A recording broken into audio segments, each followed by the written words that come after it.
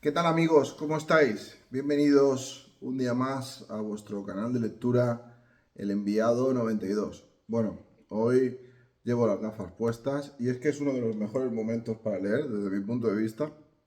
Cuando llegas por la noche a casa y te acomodas y en mi caso pues te quitas las lentillas, te pones las gafas y tienes ese ratito, ¿no? para leer hoy leyéndose a vosotros. Bueno, pues estamos en un momento dulce de nuestra aventura, del viaje en el tiempo. Ya hemos hecho el primer salto, ya hemos llegado a la época de Jesús de Nazaret y bueno, pues la verdadera aventura empieza a partir de ahora, ya que estos dos soldados, de ahora en adelante, sobre todo el soldado de campo, que es el mayor, que lo conoceremos como Jasón, va a vivir algo espectacular directamente, ya os lo adelanto. Vamos a ir leyendo, vamos a ir resumiendo. Esto es un resumen de la lectura del libro. Hay partes que obviamos, por supuesto, y os animo a que en el primer comentario fijado y en la descripción tenéis el enlace directo a la editorial Planeta por si alguno se anima a comprar el libro para complementar estas reflexiones personales, al fin y al cabo que son mis reflexiones personales, y el resumen que yo hago del libro. ¿De acuerdo? Así que bueno, vamos a por ello, vamos a por otra tanda y así dice. ¿Cómo poder describir aquel amanecer del 30 de marzo sobre la vertical del Monte de los Olivos? Recordamos que ellos han ido al Monte de los Olivos, han saltado en el tiempo 2000 años atrás y se encuentran en el Monte de los Olivos, en el mismo sitio donde saltan, ¿vale? En Israel, pero 2000 años atrás. El sol naciente había apagado las antorchas de Jerusalén, ofreciendo a nuestros atónitos ojos un inmenso racimo de casitas blancas y ocres, apretadas las unas contra las otras y rotas en mil direcciones por quebradas callejuelas. Vale, como os he comentado antes, imaginaros, ellos ahora están viendo bueno, pues unas casas bajas pegadas entre sí. Daros cuenta que estamos en el año 30. En el año 30 han retrocedido cerca de 2000 años atrás en el tiempo. ¿Cómo era entonces? Pues casas pequeñas, construcciones bajas, no había ninguna construcción alta, a excepción de dos, la Torre Antonia y el Palacio de Herodes. Lo han dicho en el capítulo anterior. Vale. Y destacando sobre aquel mosaico una formidable fortaleza rectangular levantada en la cara este de la ciudad. Era el templo erigido por Herodes el Grande, antes lo dice el libro, con inmensas columnatas limitando espaciosos patios y atrios. Tal y como había descrito el historiador Flavio Josefo, una brillante cúpula correspondiente al santuario resplandecía cual montaña cubierta de nieve. De norte a sur, el pie de la muralla entre Jerusalén, divisamos el cauce seco y afilado de una torrentera que identificamos como el Cedrón. Hacia el este-sureste, ligeramente difuminada por una calima, se perdía en el horizonte la hoya del Mar Muerto. Su superficie azul espejeaba tímidamente, resaltando como un milagro sobre las resecas y cenicientas ondulaciones del desierto de Judá. Mucho más al fondo, perdidas en un verdiazul inverosímil, las estribaciones de Moab. Alborozados, Eliseo y yo descubrimos junto al vértice sur de la muralla de la ciudad santa el diminuto rectángulo de aguas marrones que, según nuestras cartas, tenía que corresponder a la piscina de Siloé. En esta misma dirección y a escasa distancia de los muros, una ladera moría en el lecho del Cedrón. En ese paraje, conocido como la tierra marchita de Hakeldama, debería ocurrir el trágico final de Judas Iscariote. Están reconociendo el terreno, realmente. Están reconociendo, claro, ellos vienen del futuro, saben lo que va a pasar en cada momento. Incluso saben dónde Judas, bueno, pues perdió la vida, por así decirlo. Y están viendo pues, que el Mar Muerto queda más hacia allá, o sea, están reconociendo el terreno. Y bajo el módulo, un promontorio que se estiraba en paralelo a la gran muralla este de Jerusalén. Se trataba efectivamente del monte Olivete, repleto de olivares. Bueno, en aquella época, ahora mismo, yo que, bueno, me he interesado bastante en cómo estaría esa zona a día de hoy, sigue estando en Jerusalén, el Monte de los Olivos. Lo que pasa es que no como en aquella época. Quizá un poco más para adelante en el libro lo explique. No recuerdo si en este libro lo explica. Pero luego, cuando el Imperio Romano entró a tomar Jerusalén, muchísimos de esos olivos fueron talados. Entonces, ahora mismo el litoral no es exactamente igual a día de hoy que lo fue entonces. Las primeras inspecciones, mediante sistema de ecosonda, confirmaron la abundancia de un terreno calcáreo en un amplio radio alrededor de Jerusalén. Los equipos de análisis de entornos, basados en un procedimiento estereográfico muy similar a los rayos X, ratificaron la presencia de vegetación en un cinturón aproximado de 16.650 kilómetros. Toda la franja norte y noreste de la ciudad presentaba una extraordinaria abundancia de huertos y plantaciones de árboles frutales. Al sur y sureste, especialmente en la masa del Olivete, eran mucho más frecuentes los olivares, destacando aquí y allá alineaciones de viñedos. Estos crecían sobre todo en la colina occidental del Valle del Cedrón, y más exactamente al sur de la explanada del templo. Bueno, pues lógicamente en aquella época sobre todo lo que habían eran huertos y extensiones de árboles. La gente realmente vivía mucho de la agricultura. Como detalle curioso diré que nuestros dispositivos detectaron al sureste de la ciudad un pequeño núcleo urbano. Luego supimos que se trataba de la aldea de Herberintón, en cuyo entorno crecían amplias plantaciones de garbanzos. Un camino polvoriento rodeaba la cara oriental del Monte de los Olivos, uniendo los poblados de Bent Gafé y Betania con Jerusalén. Los aledaños de estas aldeas se veían igualmente cuajados de palmeras, higueras y sicomoros. En mitad de aquel espléndido vergel nos llamó la atención la sequedad del citado torrente del Cedrón, y concretamente un débil hilo de agua roja que brotaba al fondo del taúd que se derramaba bajo las murallas y a escasa distancia del no menos célebre pináculo del templo. En una de mis incursiones al interior de la ciudad santa tendría la ocasión de desentrañar el misterio de aquel hilo de agua roja. Esto entre paréntesis.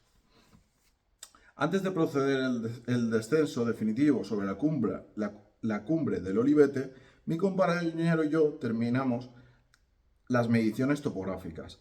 Algunos de estos cálculos, sinceramente, desbordaron nuestra capacidad de asombro. Las medidas del templo, por ejemplo, eran portentosas.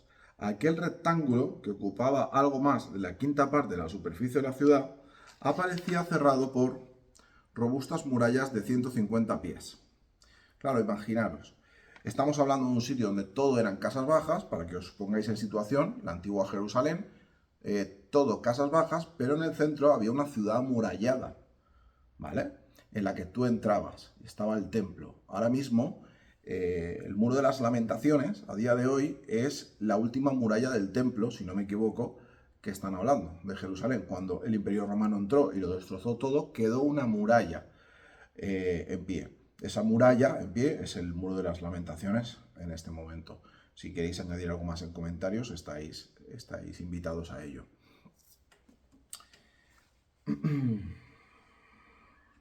Vale, la inexpugnable muralla que guardaba Jerusalén se levantaba a 225 pies sobre la superficie del valle.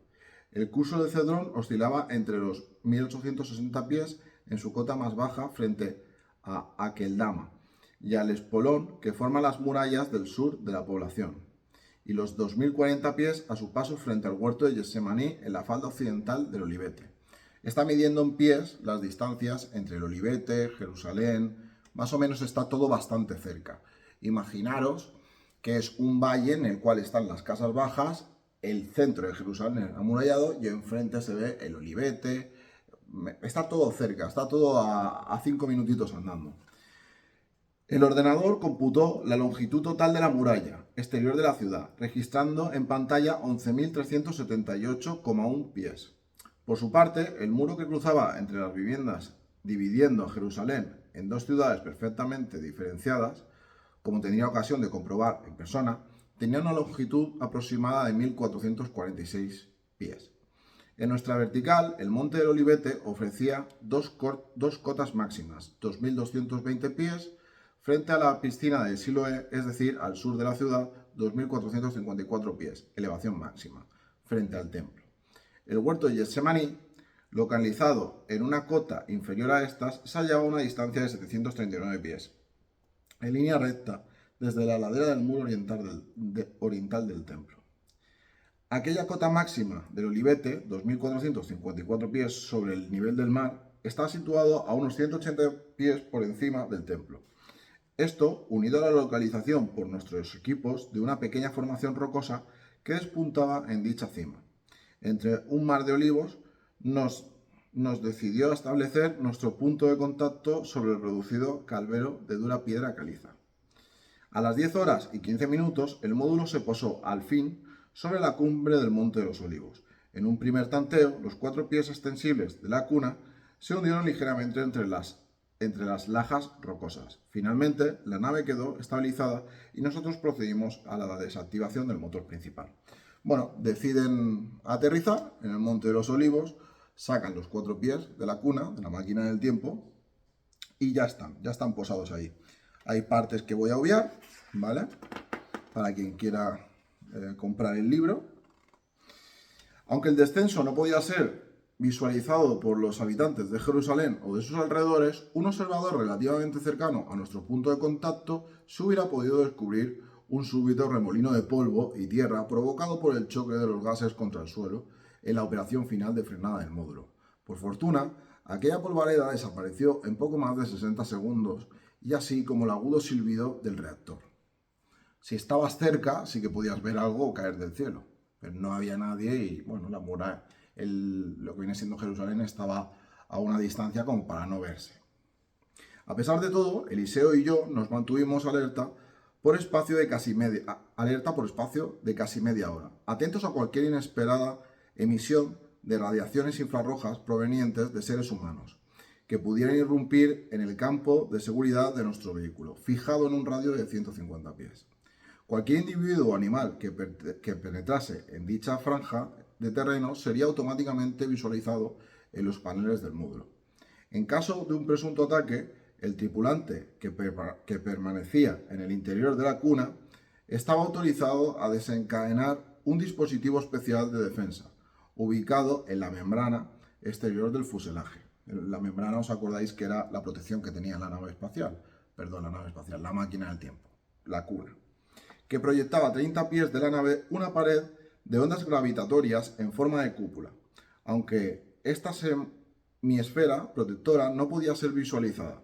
El intruso o intrusos que trataran de cruzar hubieran recibido la sensación de estar avanzando contra un viento huracanado. Como ya comenté en su momento, ninguno de los expedicionarios podía ocasionar daño alguno, y mucho menos matar a ninguno de los integrantes de la red social a observar. Si recordáis, él dice que en todo momento ellos tienen que ser observadores, que ellos no pueden atacar a nadie ni pueden cambiar lo que viene siendo lo que pasó. Ellos son meros observadores, ni pueden defenderse de nadie, ni pueden atacar a nadie, ni nada de ese estilo. Hacia las 11 horas, tras verificar la temperatura en superficie 11,6 grados, la humedad relativa 57%, la dirección e intensidad del viento, ligera brisa del noroeste y otros valores más complejos de carácter biológico, inicié los últimos preparativos para mi definitiva salida al exterior. Mientras Eliseo seguía vigilando nuestro entorno, me desnudé procediendo a una meticulosa revisión de mi cuerpo. Debía desembarazarme de cualquier objeto impropio de aquella época: reloj de pulsera, una cadena con una chapa de identidad obligatoria a las Fuerzas Armadas y una pequeña sortija de oro que siempre había llevado en el dedo meñique izquierdo.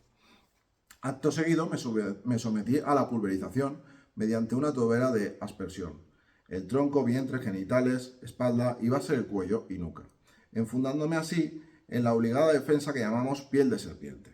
Como ya he referido en otro momento, esta segunda epidermis era una fina película cuya sustancia base la constituye un compuesto de silicio en la disolución coloidal en un de un producto volátil. Este líquido, al ser pulverizado sobre la piel, evapora rápidamente el diluyente, quedando recubierta aquella de una delgada capa o película opaca porosa de carácter antielectrostático. Su color puede variar según la misión, pudiendo ser utilizada incluso como un código cuando se trabaja en grupo. Sin embargo, y con el fin de evitar posibles y desagradables sorpresas, preferí ajustarme a una epidermis transparente. Se pulverizó de ese protector, en este caso transparente, y ya se dispone a bajar.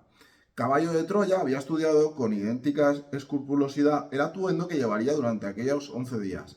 Atentos, porque no solamente se tiene que quitar todos los objetos que desentonen del año 1974, creo que era de donde ellos vienen, sino que encima tiene que ponerse un atuendo que encaje con la gente de esa época. Puesto que debía hacerme pasar por un honrado comerciante extranjero, griego por más señas, los expertos habían preparado un doble juego de vestiduras, una falda corta o faldellín marrón oscuro, una sencilla túnica de color hueso, un cíngulo o ceñidor trenzado con cuerdas egipcias que sujetaba la túnica y un incómodo manto o rospón susceptible de ser enrollado en torno al cuerpo o suspendido sobre los hombros.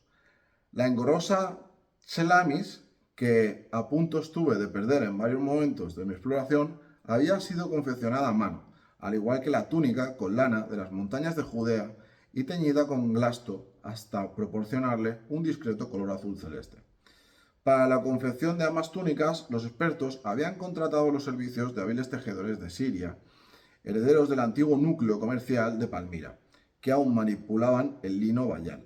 En previsión de un evento fallo del dispositivo de transmisión auditiva que llevaba incorporado el interior de mi oído derecho, Curtis había ordenado que la chelamis dispusiera de una hebilla de 5 centímetros con la que poder sujetar el pallium o manto sobre mi hombro izquierdo.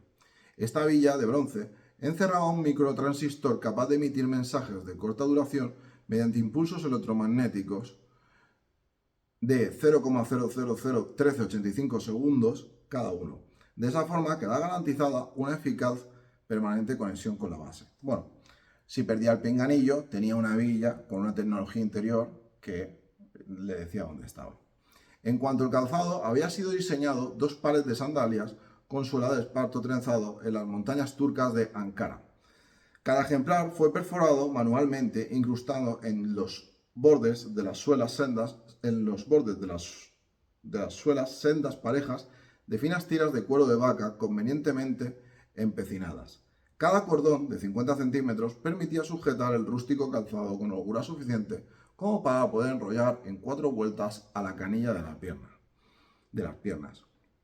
Un mes antes del lanzamiento, con el fin de simplificar mi aseo diario durante el gran viaje, dejé crecer mi barba de forma desordenada.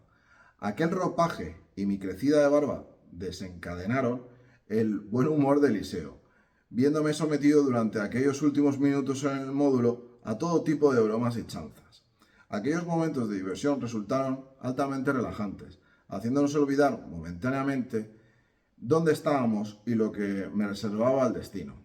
Siguiendo una de las costumbres populares de Palestina de aquellos tiempos, impregné mi cabello en unas gotas de aceite común. De esta forma quedaron más suaves y sedosos.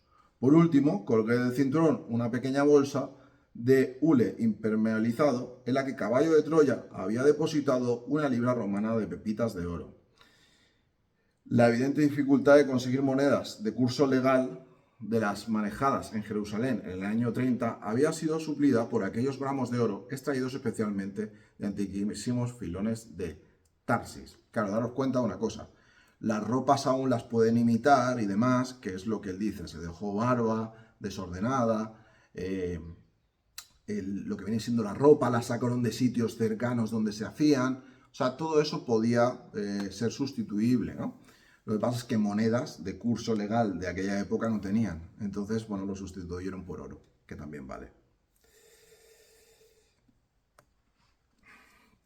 En las estribaciones de la Sierra Ibérica de las Camorras, de ahí sacaron el oro, Según nuestros datos, no tendría por qué ser difícil cambiarlos por denarios de plata y monedas fraccionadas como el as, óvalo o sestercios.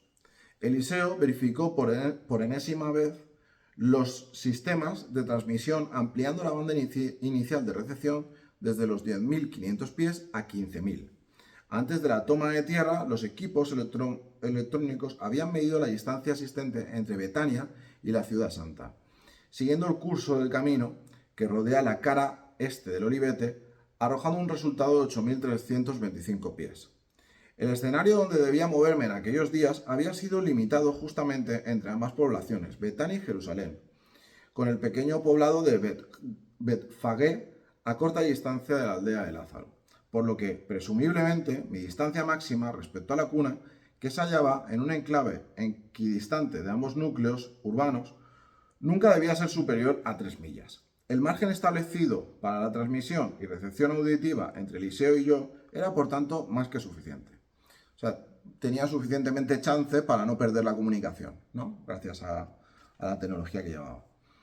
Por el pinganillo, para hablar con Eliseo. A las 12 horas, tras un emotivo abrazo, mi compañero accionó la escalerilla del censo y yo salté a tierra. Mi primera preocupación al caminar sobre aquella tierra blanqueada por el sol del mediodía fue comprobar mi posición sobre el Olivete. Al avanzar unos pasos hacia el bosquecillo de olivos que se derramaba en dirección sur, me di cuenta de aquel gran silencio.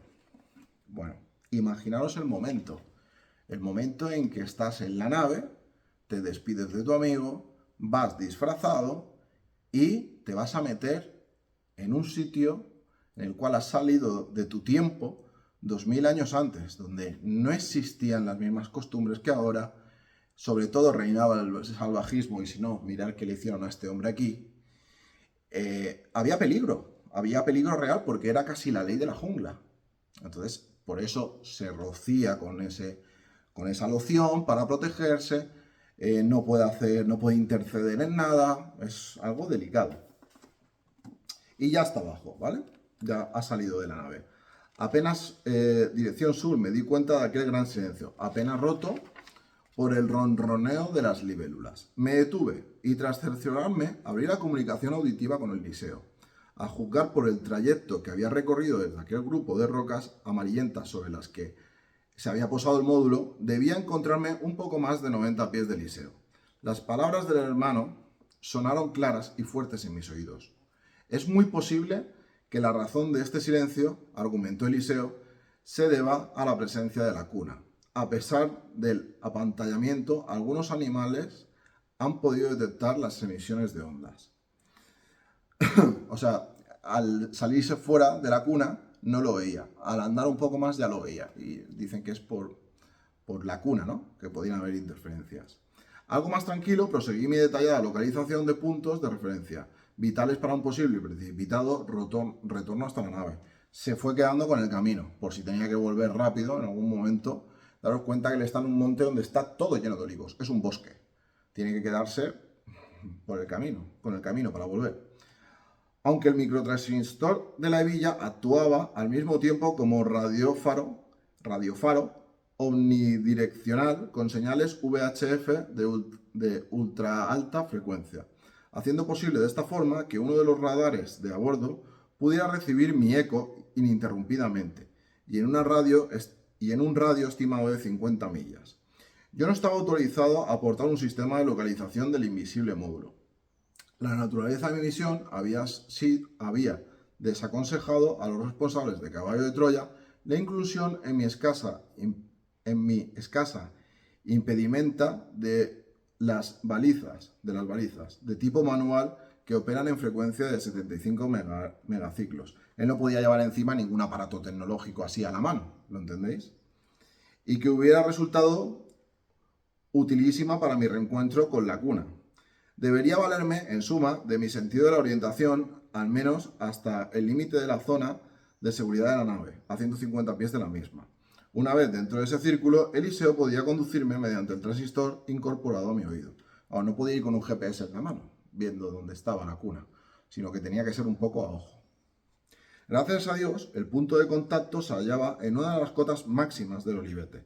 Esta circunstancia, unida a la presencia del reducido Calvero Pedregoso hacía relativamente cómoda la ubicación del asentamiento de nuestro vehículo, tanto si se ascendía por la ladera oriental, que muere en Betania, o por la occidental, que desembarca en la barraca del Cedrón. Revisé fugazmente mi atuendo y con paso cauteloso me adentré en el olivar. A mi derecha, entre las epilépticas ramas de añosos olivos, se distinguía la dorada cúpula del templo y buena parte de las murallas de Jerusalén. Pero a pesar de mis intensos deseos de aproximación hasta el filo occidental de la montaña de las aceitunas, como también llamaban los israelitas el olivete, y disfrutar de aquel espectáculo inigualable que era la ciudad santa, me ceñí al plan previsto e inicié el descenso por la vertiente sur a la búsqueda del camino que habíamos divisado desde el aire y que conducía hasta Betania. Bueno, nos está diciendo que se ve espectacular Israel desde aquella época. Se asomó a verlo, pero él ahora no va ahí. Él va a ir a Betania. Vamos a dejarlo por aquí, donde él va a ir a Betania. ¿Por qué? Bueno, porque os adelanto que ahí, en Betania, va a ser su primer encuentro con Jesús de Nazaret, en casa de Lázaro, de su amigo Lázaro. ¿Os acordáis de Lázaro, levántate y anda? Bueno, pues ahí os adelanto que va a surgir ese momento histórico de la resurrección de Lázaro, narrada por él mismo. Todo esto es, si os dais cuenta, desde la vista de una persona de nuestra época actual, verificando que lo que nos han contado a través de la historia cuadre. Nos vamos a encontrar con muchas cosas que no cuadran. Ya os adelanto que hay muchas cosas que nos han contado que, si este viaje en el tiempo es verdad, se han ido transgiversando con los años. Desde este momento histórico de Lázaro hasta cómo era Jesús, cómo actuaba Jesús, hasta el momento de su crucifixión. Lo veremos más hacia adelante todo porque nos va a dejar indiferente. Hasta ahora hemos leído sobre todo el aterrizaje en el Monte de los Olivos, en el capítulo de hoy. Hemos, de forma resumida, ya os digo que hay partes que no leo, ¿vale? Y yo interpreto con este resumen lo que yo he leído puntualmente, y es, bueno, pues que se ha equipado, se ha despedido, están ya en el Monte de los Olivos, y lo más importante, el primer paso de este camino. Ya va a coger y va a ir hacia Betania directamente a confundirse con la gente.